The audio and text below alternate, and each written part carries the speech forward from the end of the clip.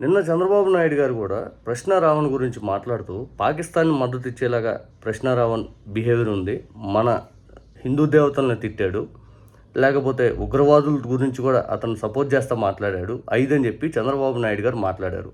అతని మీద ప్రయోగించే చట్టం వచ్చి యూఏపీఏ, అది ఉగ్రవాదుల మీద ప్రయోగించే చట్టం.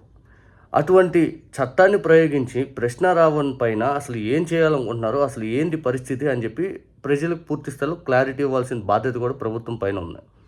ఇక ఎంత సీరియస్ ఇష్యూ నడుస్తున్న వేళ ప్రశ్న రావణ్ పైన పోలీసు వారి చర్యలు చూస్తే నిజంగా షాక్కు గురి చేస్తూ ఉంది. అసలు పోలీసు వారు ప్రశ్న రావణ్ బ్యాంక్ అకౌంట్ ఫ్రీజ్ చేయించడం, ఆ బ్యాంక్ అకౌంట్లో ట్రాన్సాక్షన్ ఏమన్నా కోట్ల రూపాయలు ఎక్కడి నుంచి వచ్చింది ఊడిపని అంటే అది కూడా ఏం లేదు. యూట్యూబ్ ద్వారా నెలకు 1,00,000 సంపాదిస్తున్నాడంట, ఆ బ్యాంక్ అకౌంట్లో వచ్చి ఫ్రీజ్ చేయించారు. తర్వాత ఇదే ప్రశ్న రావణ్ సోషల్ మీడియా అకౌంట్స్ యూట్యూబ్ కానీ ఫేస్బుక్ కానీ వివిధ సోషల్ మీడియా ప్లాట్ఫామ్స్ ఏవైతున్నాయో అవి బ్లాక్ చేయాలి అని చెప్పి యూట్యూబ్ వాళ్ళకి, ఫేస్బుక్ మెటా వాళ్ళకి, వీళ్ళకి పోలీసు వారు అయితే లేఖలు రాశారంట. వెంటనే ఆ యూట్యూబ్ వాళ్ళేమో మేము అకౌంట్లు అయితే బ్లాక్ చేయమయ్యా, కావాలంటే మీరు ఈ వీడియో బాగాలేదని చెప్పండి, లేకపోతే ఈ వీడియో కొద్దిగా మీకు అభ్యంతరకరంగా ఉందని చెప్పండి, అవి అయితే బ్లాక్ చేస్తాం తప్పితే ఈ సోషల్ మీడియా ఏదైతే పూర్తి స్థాయిలో అతని అకౌంట్లు అయితే మేము బ్లాక్ చేయమని చెప్పారు. అంటే ఇక్కడ పోలీసు వారికి యూట్యూబ్ వాళ్ళు కూడా సహకరించట్లేదే కానీ అనే కదా.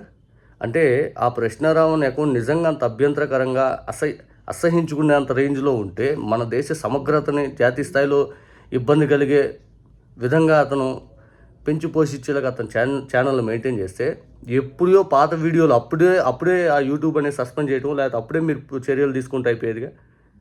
కొండందు ఎలుకలు పట్టినట్టు అతని ఇష్యూను పూర్తి స్థాయిలో హైలైట్ చేసేసి ఈరోజు ఏమి చేయలేక అతని మీద నిజంగా దేశద్రోహానికి సంబంధించినటువంటి ఇష్యూస్ ఏమైనా ఉంటే దాన్ని నిరూపించలేక పోలీసు వారు అయితే చేతులు ఎత్తేసారని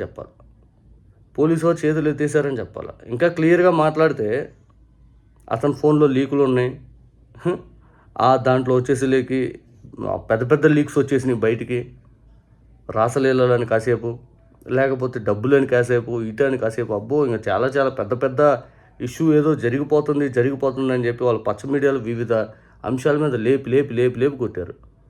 ఈరోజు వచ్చేసరికి చివరికి ఏమీ నిరూపించలేక, ఏమీ చేయలేక యూఏపీఏ చట్టం అతని మీద కేవలం అతనిపై కక్ష సాధింపు తీర్చుకోవడానికి పవన్ కళ్యాణ్ గారు ఈగో సాటిస్ఫాక్షన్ కోసం పెట్టారని క్లియర్గా అర్థమవుతుంది. మీకు ఇక్కడ క్లియర్గా అదే అర్థమవుతుంది. అతని మీద అంత పెద్ద చట్టం ప్రయోగించినప్పుడు అతను ఏం చేశాడని కోర్టులో కూడా ప్రూవ్ చేయాల్సిన బాధ్యత పోలీసు పైన ఉంటుంది. కానీ పోలీసు వారు అతని అకౌంట్ బ్లాక్ చేయడం, అతని దగ్గర ఏదైతే యూట్యూబ్ నుంచి వచ్చే ఇన్కమ్ని అకౌంట్ ఫ్రీజ్ చేయించడం, ఇదే ఆలోచించారు. నిన్న పోలీసు వారంట ప్రశ్న రావణ్ అమీన్పూర్లోని ఇంట్లో ఒక ఫ్లాట్లో అద్దుకుంటుంటే ఆ ఫ్లాట్కి వెళ్ళేసి వాళ్ళ భార్య స్టేట్మెంట్ రికార్డ్ చేసుకొని ఇంట్లో అంట కొన్ని రికార్డ్ పేపర్స్ ఏవైతుంటాయి అవి తీసుకెళ్ళిపోయారంట. ఈ ఆటలు ఏముంది, అతను నిజంగా అంత దేశద్రోహం ఉగ్రవాది 5 అనుకున్నప్పుడు పూర్తి స్థాయిలో మీ ఇంటెలిజెన్స్ ఎక్కడ పోద్ది, లేకపోతే అతను పాకిస్తాన్కి సంబంధించేలా మాట్లాడితే మీ పోలీస్ డిపార్ట్మెంట్ ఇప్పుడెందుకు మేల్కొంది, అప్పుడెందుకు మేల్కోలేదు? అకౌంట్లు బ్లాక్ చేయించేదాకా వెళ్ళిపోవటం కొండంలో ఎలుకలు పట్టినట్టు కదా. చివరికి యూట్యూబ్ వాళ్ళు మేము అకౌంట్లో మీ బ్లాక్ చేయమయ్యా అని చెప్పింది.